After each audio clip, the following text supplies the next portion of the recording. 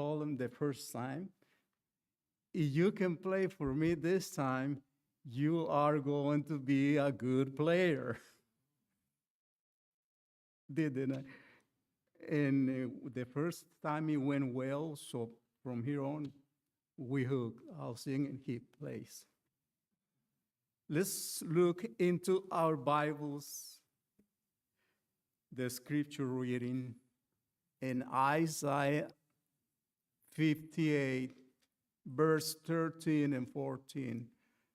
And I give you a couple of seconds to look through our Bibles, not in any electronic device.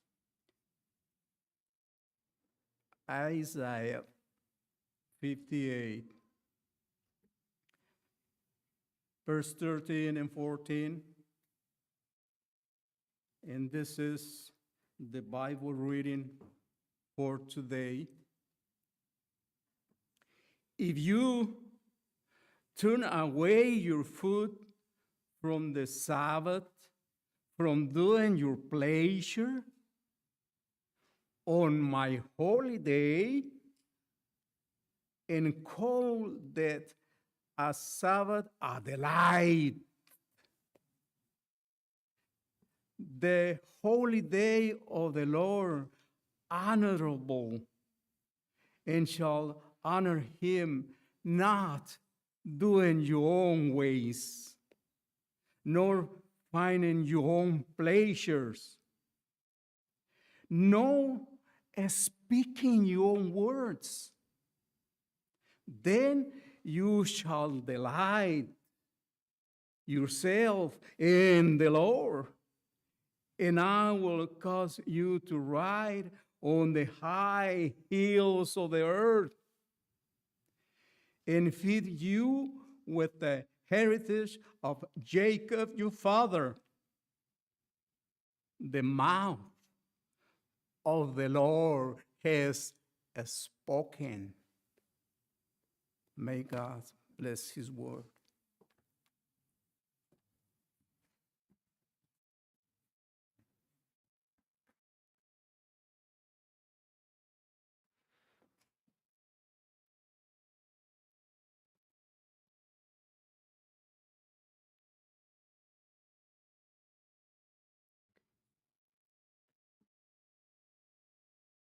There we go.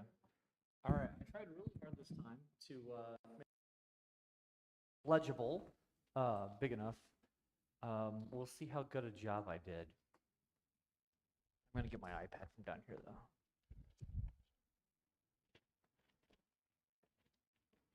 All right.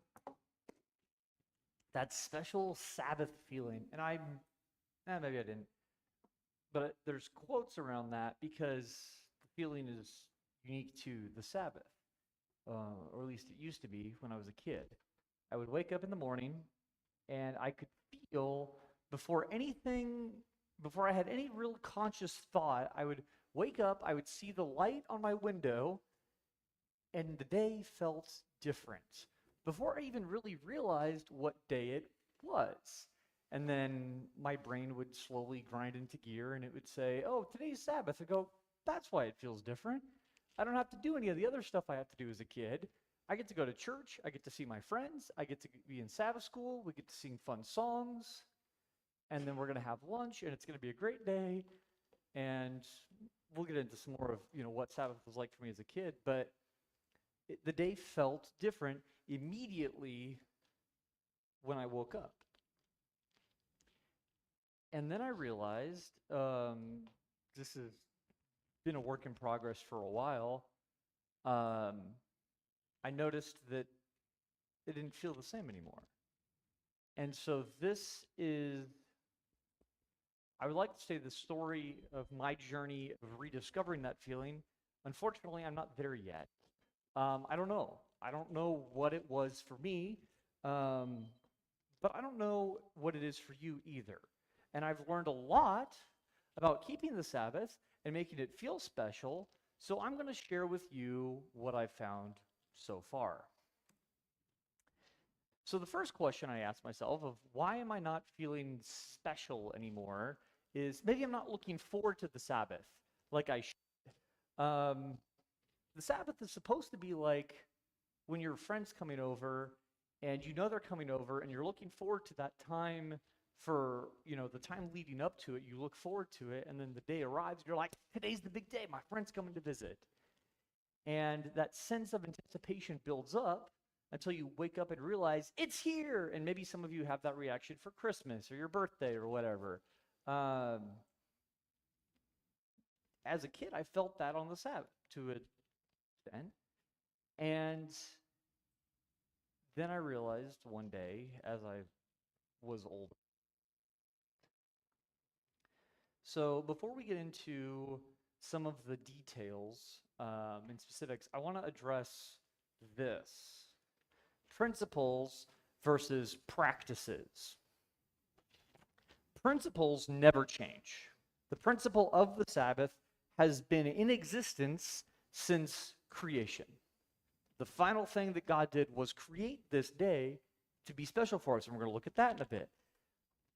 So the practices part, though, is what I want to focus on today, because we're going to look at the principle a little bit,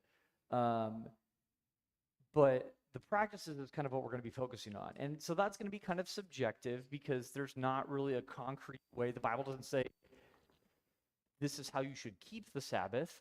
There are examples of how we should keep the Sabbath, but I don't think that we necessarily need to regress back to biblical era behavior and dress and food preparation and transportation and all these things just to keep the Sabbath, because that's what was there when they did it.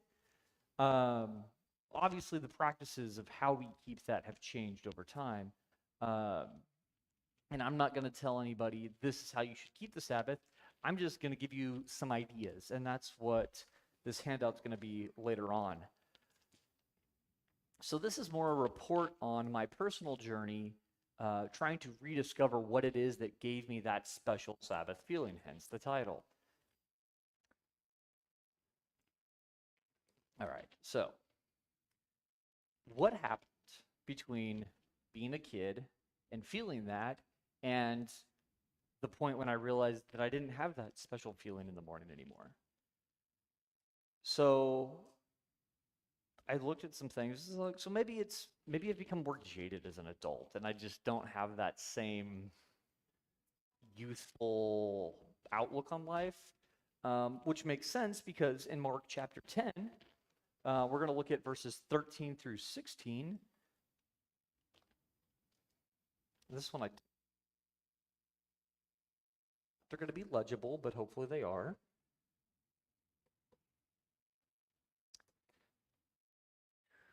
Yeah, there we go. Okay, so close. Mark 6. All right. Mark chapter 10, starting in verse 13. As they were bringing children to him that he might touch them, the disciples rebuked them. But when Jesus saw it, he was indignant and said to them, "Let the children come to me. Do not hinder them, for to such belongs the kingdom of God. Truly, I say to you, whoever does not receive the kingdom of God like a child shall not enter it." And he took them in his arms and blessed them, laying his hands on them.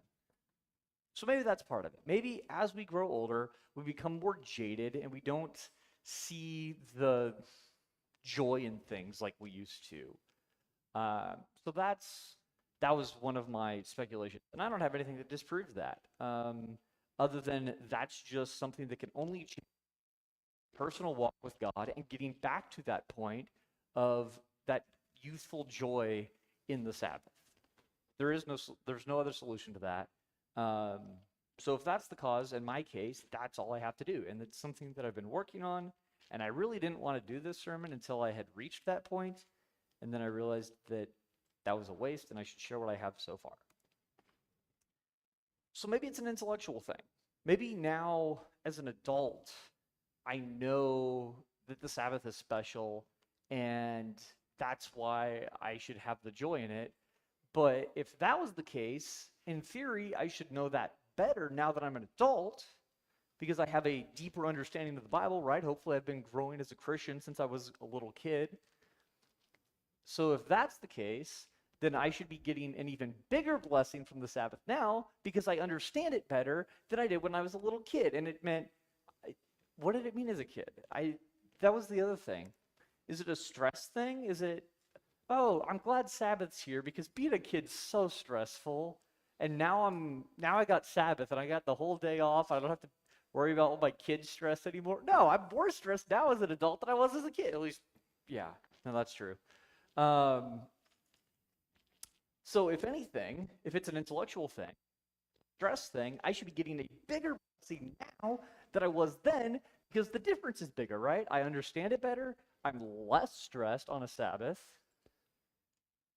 But it doesn't seem like that's the case because it's not what's happening, at least in my case. And maybe it is for you, but in my case, maybe it is.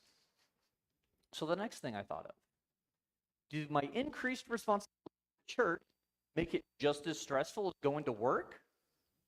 No, you guys aren't as stressful as, my coworkers or, guests or employees customers I've had to deal with. So that's not the case, don't worry. But maybe having to prepare the night before to have a sermon the next day, to teach a lesson study, to do stuff, we just show up and do our thing. Having responsibilities at church, it more stressful than it was when I was a kid. I realize that. I don't have a way to disprove this theory either, except for that I've been on vacation. I'm not here every week. And I go to other churches where I don't have responsibilities other than getting there on time. And I don't necessarily receive that special Sabbath blessing when I'm on vacation, but not when I'm at my home church. So I feel like that doesn't isolate that as a singular cause. Maybe it's a bunch of these. I don't know. Again, haven't gotten there yet. I'm sharing with you what I've found so far. So if you realize that the Sabbath doesn't feel special anymore, maybe ask yourself some of these questions. Try some things, experiment a little bit. To this is that you get one try a week because Sabbath is a once weekly thing.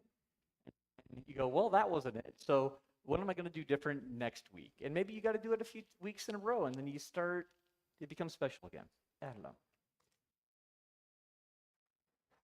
All right, so let's take a look at some of these principles of the Sabbath. The first thing Adam and Eve did was keep the Sabbath. They were created on Friday. The next day, they kept the Sabbath. So, really, the Sabbath isn't so much about this rest idea because they were newly created. They hadn't done anything yet. They didn't need rest. They weren't tired. They weren't stressed out. Yet, the first thing God does, he creates them and he says, take a day off. You'd earned it. Why? Not because of anything they've done, but God spent the whole week making stuff for them. So what does he really say? He's not saying take a day off, don't do any work. He's saying take a day to appreciate the work that I put in to this gift for you, right? He puts them in a beautiful garden and says, you can get on with figuring out what life is. It's, it's a new concept for you. And I would suggest Adam and Eve received full Sabbath blessing on that very first of all Sabbaths. Not because they were exhausted, needed the rest from it, because they obviously didn't.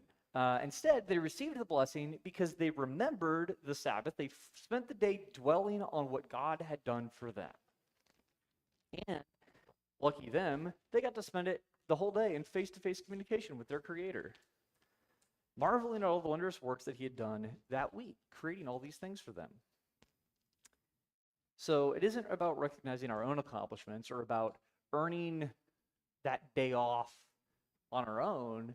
It's about focusing on what God has done for us, creating the day for us, and the work that he's done in our lives, his accomplishments for us. So perhaps rest is not the first thing we should think of when we think of Sabbath. I know it's a day of rest, but it shouldn't be the first thing that comes to mind. So if getting the Sabbath blessing isn't about just keeping it the way I did as a child when I first remembered feeling that difference? What if I'm missing out because I'm not remembering the Sabbath to the extent that I've learned that I should be? Maybe I'm keeping it just as well as I did as a kid, but now that I've grown deeper and I have that deeper relationship, I should be keeping it to a higher standard that I've now learned that I should. So when I started researching this topic, I began paying more attention to the things that I had kind of backslid on when it came to the Sabbath to keep it holy. Um, I'll get back to you when I find out if that was the sole reason or not. So here's some other questions. Does participating in Friday preparations or preparations throughout the week increase the enjoyment received on Sabbath, right? The more you work towards something, this goes contrary to what I just said about it's not about our work, but there's something that we're told we should do, and we're going to look at some biblical examples of that. So what we get out of the Sabbath isn't just what we put in during the 24 hours sundown Friday to sundown Sabbath. We need to start preparing in advance of sundown. So the Israelites were told to gather twice their daily needs of the manna from heaven, right, on Friday, so that they didn't have to go out and collect it on the Sabbath.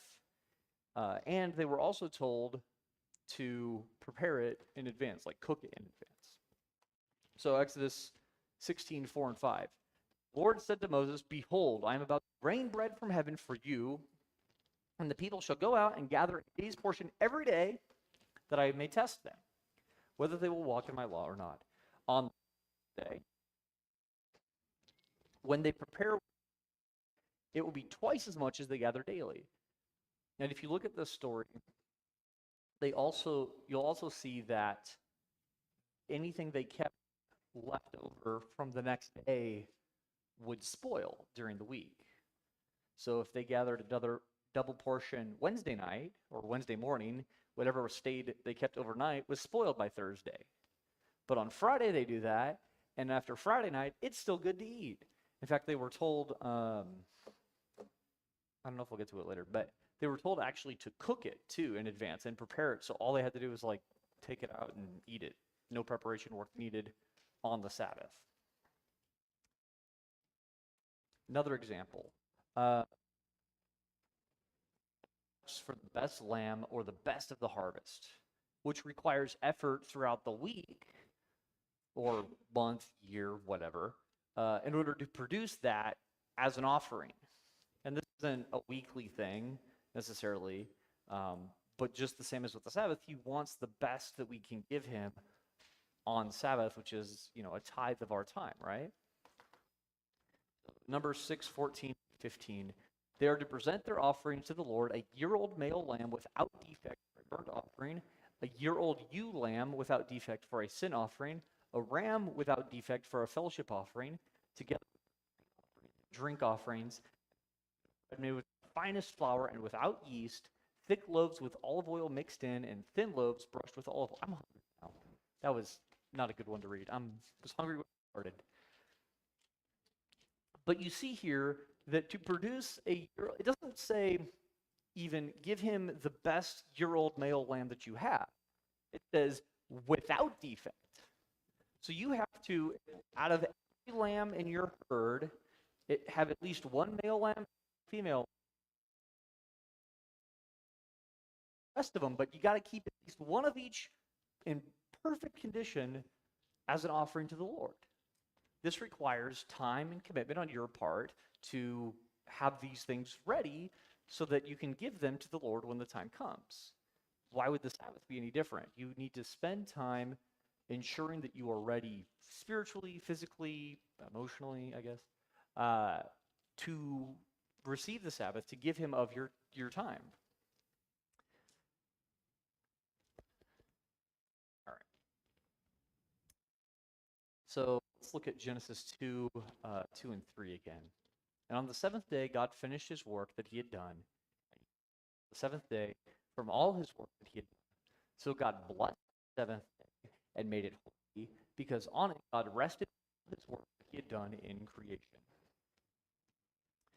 The word here in both verses, so that's 2 and 3, rested both times, he rested on the seventh day, and then again, because on it God rested from all of creation, is the Hebrew word Shabbath, which translated here as rested, obviously. At other times in the Old Testament, in King James Version at least, it's mostly translated as cease. So he ceased his work on the seventh day. He ceased from all his work that he had done. Once it gets translated as fail, which doesn't seem appropriate in this case, but twice it gets translated as fail. But once in the Old Testament, they decided to translate Shabbath as, I thought was interesting. I think that would have been good here. He celebrated on the seventh day from all the work that he had done, because on it, God celebrated from his work that he had done in creation. And I think that sets the proper mindset of what Sabbath should be like for us. If we don't take time to prepare for the Sabbath during the week, the Sabbath's going to come anyways, and you won't be ready because you didn't get ready. That's how preparation works. Even though the Sabbath is always the same time each week, and we know when to expect it, how many times do we find ourselves running around at the last minute trying to finish this or that and get this clean before sunset on Friday? So I do want to take a moment.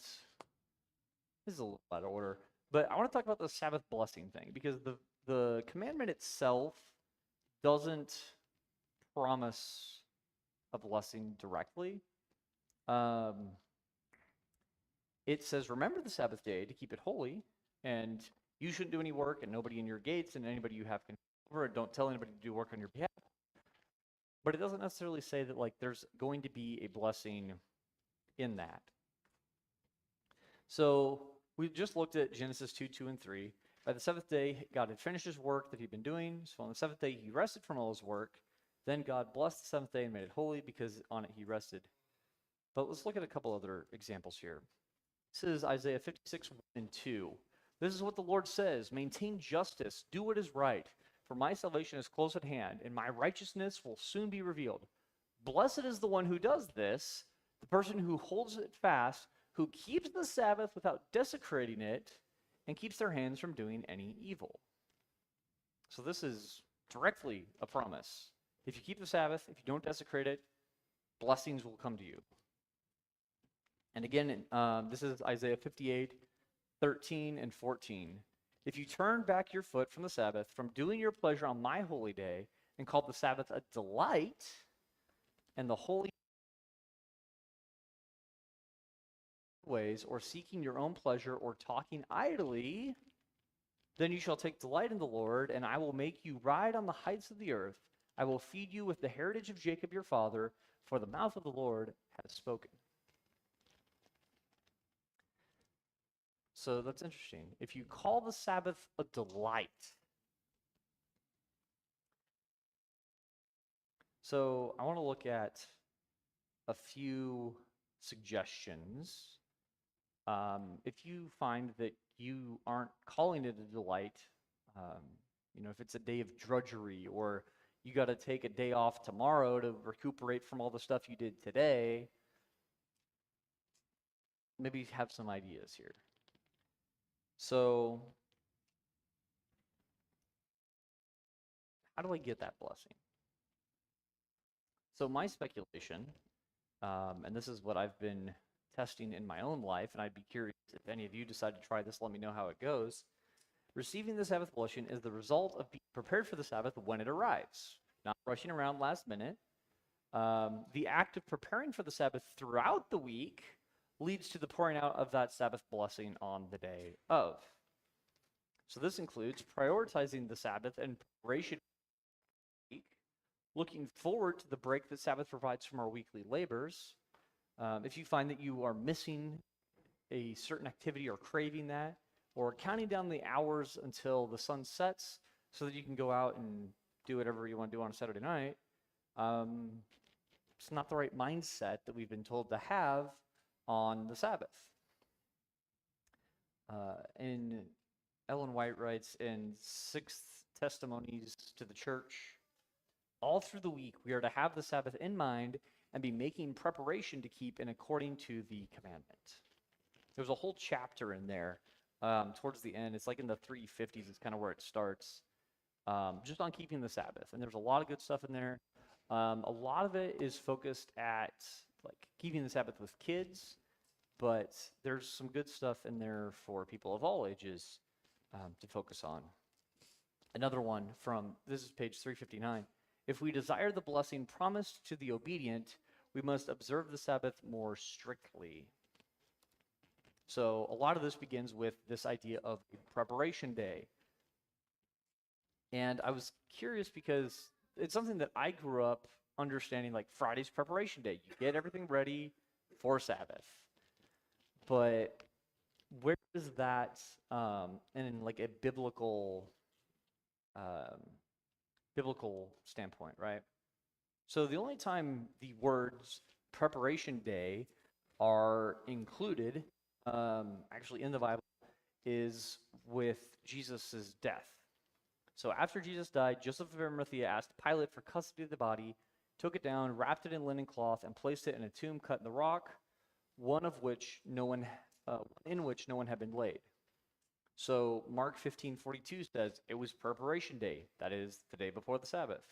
Luke 23:54, it was preparation day, and the Sabbath was about to begin. John 19:42, because it was the Jewish day of preparation, and since the tomb was nearby, they laid Jesus there. And Matthew 27:62 says, the next day, the one after preparation day, the chief priests and the Pharisees went to Pilate to request that a garland might be placed around the tomb. So all four Gospels talk about this preparation day. They all talk about it during the same event. And that's really the only time that it's recorded in the Bible. But as John says, clearly this was the Jewish custom, because he says, because it was the Jewish day of preparation. And Exodus 16:23, going back to that story about the manna, right?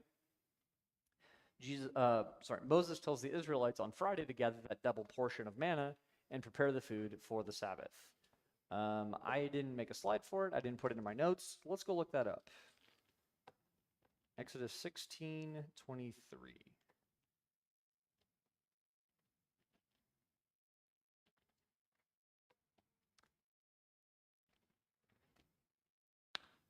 Actually, I'm going to start in 22. And probably read a little bit longer. Okay. Exodus 16:22 says, on the sixth day they gathered twice as much bread, 2 omers each.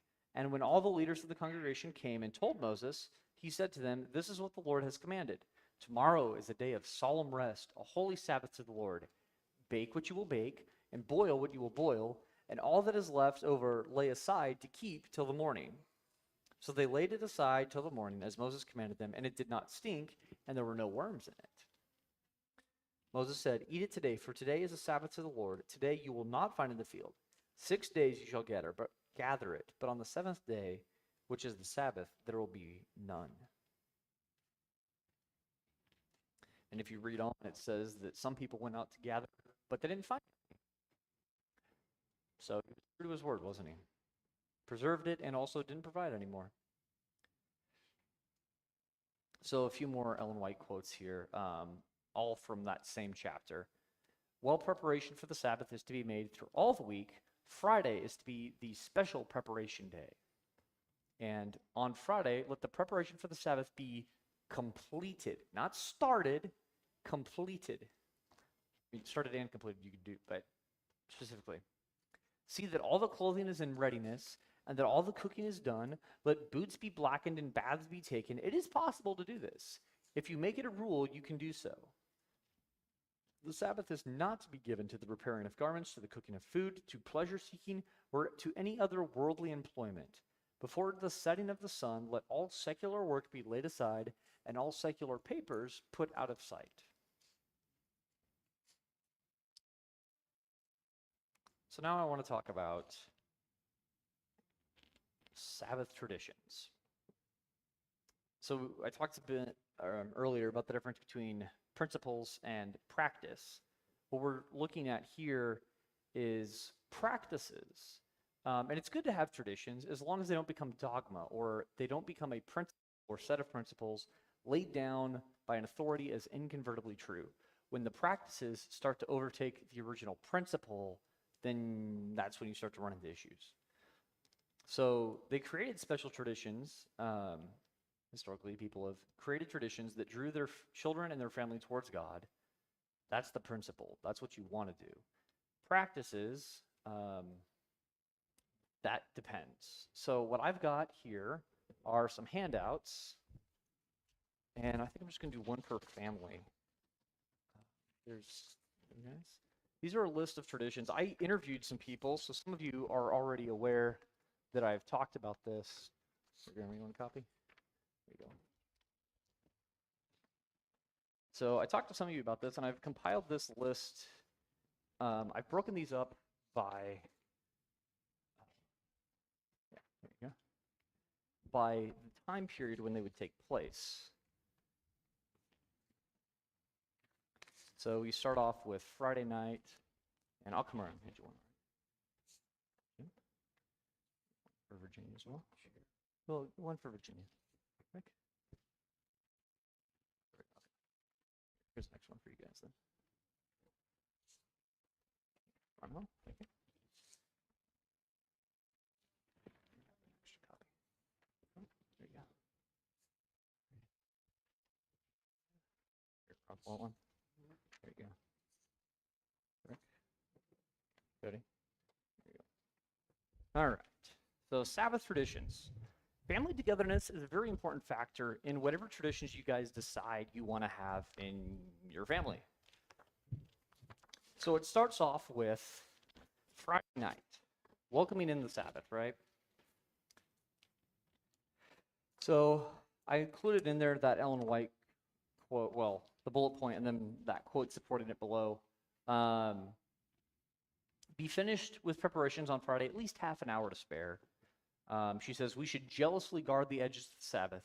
Remember that every moment is consecrated, holy time. Welcome to the Lord's Day with quietness of mind, not frantically running around trying to finish the last couple things. So one option, a lot of people that I talked to would have a traditional Friday night supper menu. They'd make the same thing every Friday night. I talked to my cousin, one of my cousins, and he said they would always make burritos on Friday night. That was their family tradition. And one Friday night, they had a garden, and his mom decided she had just harvested all these fresh vegetables from the garden. So she made this nice, fresh, healthy garden salad, and he and his brother come in and sit down at the meal and go, Mom, what's this? This doesn't feel like a Friday night anymore because we're not having burritos like we always have on Friday nights.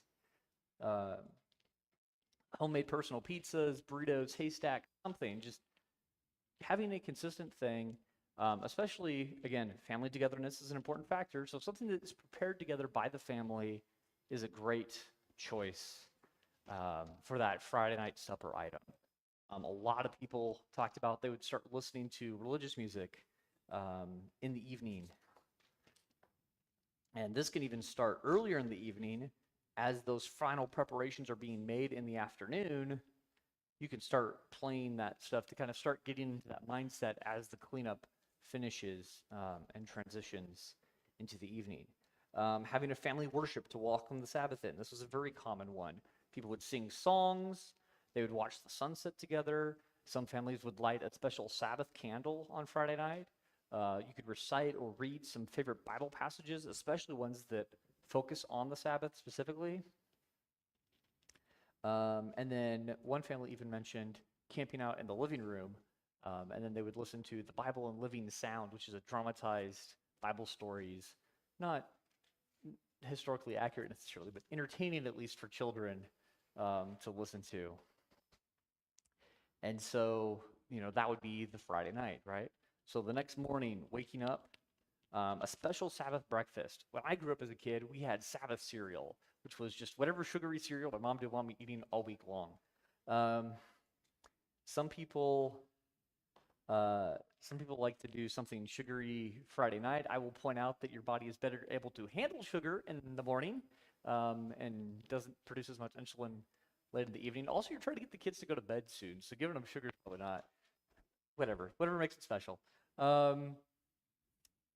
and Ellen White says, again, volume 6, Testimonies, provide something that will be regarded as a treat, something the family do not eat every day. So for me, it was Sabbath cereal. It was Lucky Charms or Frosted Flakes or something like that. Some sugar bomb cereal that you gotta, don't eat every day, which again made it special. Some people said hot cereal, cinnamon rolls. I know some people have done that. Like they'll prepare the cinnamon rolls together Friday night and then put them in the oven, time bake. First thing in the morning, hot, fresh cinnamon rolls ready to go. And then playing religious music as the family's getting ready for church, playing, I know my dad said, Del Decker, George Beverly Shea, or the King's Herald records. I took notes on everything. Something to kind of start getting into that mindset, maybe keep the peace a little bit as everybody runs around getting ready to go. For me, it was always finding shoes, wasn't it? That was always the challenging thing. I could never find my Sabbath shoes. All right, we got to go. We're going to be late for Sabbath school. Mom, I can't find my church shoes. I don't know where they're at. I didn't put this on here, but it's in my notes. Apparently, because I don't necessarily remember this, but I'm told that this is what happened. As a child, I would always stopped so we could have Friday night and or Saturday night. And I would always plan them out myself. There would be a song, and they were apparently well thought out. I, again, don't remember any of this. Sabbath afternoon. Same chapter, Ellen White says, let not the precious hours of the Sabbath be wasted in bed.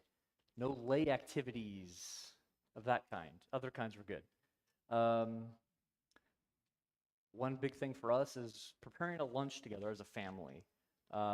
We used to play music while doing that. I'd queue up the computer in the other room, and I had this is our lunch playlist, and I'd play kind of the same songs every time, but there were ones we liked. We'd sing along and prepare the food. You could also listen to, again, the dramatized Bible stories.